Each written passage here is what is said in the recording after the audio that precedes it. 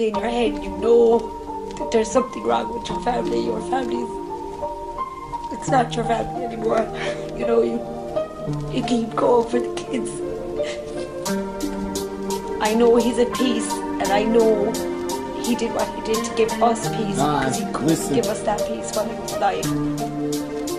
So he was always the kid that wanted to be above. He was the one kid that could show lots of love, until one day everything just stopped. His mum was diagnosed with cancer and his heart just dropped. He wanted to make the most of his life living with his mum, but this boy I'm talking about was still only young, getting pushed around the school almost every day. But he left it behind and just walked away, until one day he just wanted to say, stop everyone, because I am in lots of pain. But the boys kept going, so we pulled a razor blade right to his vein, just to take away the pain and the thoughts in his brain that were making him insane. He didn't know if this was life a dream or a game, but he didn't care and had no one to blame. So we just sat there and pulled out his razor blade. All he wanted to do was end his life. He was sick and tired, cause he already tried. He cut his wrist, but he had to survive. But every day he wanted to commit suicide, but he thought to himself it would make things worse. His mum was in hospital in a room with a nurse, and he knew if he did it, it would make them disperse. So he's waiting for the time, but from then he was hurt. His dad was always home and he didn't have a job.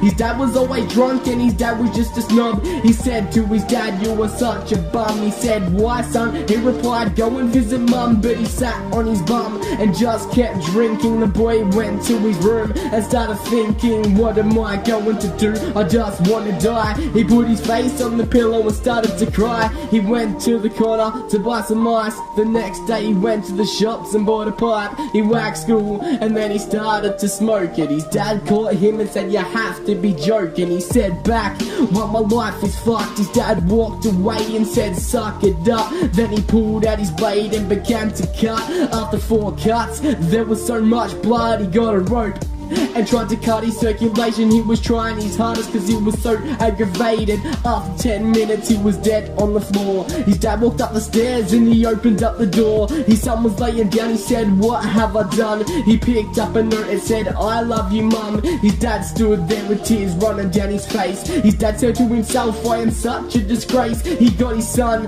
and then he jumped into a car. He couldn't stop crying and looking at his scars. He was driving so fast and it started to rain. His dad was so drunk that he turned down a lane to get to the hospital as quick as they could. Then he crashed into a truck that was carrying wood. The wood collapsed and then it fell onto the car. Then they crashed into a tree as the truck driver laughed. The ambulance arrived, it looks like a murder scene. 2 hurt guys in the front seat is what they see. They get them out of the car and put them on the bed. They said this man is hurt, but this boy is dead. They took him to the same hospital as the mum. She saw him on the stretch bed and said, is that my son? She walked out the room and said, what is going on? The nurse said, excuse me for my words, but sorry for your loss.